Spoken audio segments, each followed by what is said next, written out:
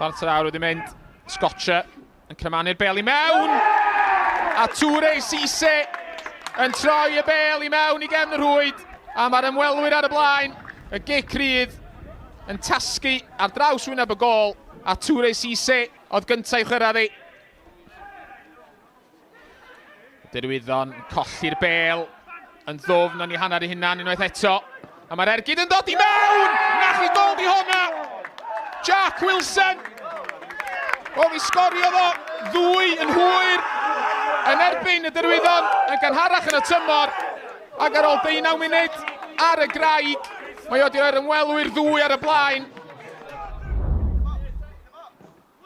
Croesiad tuag at Antonio, mae'n syrthio i tein, a mae Ergyd o'n tan o'r postyn.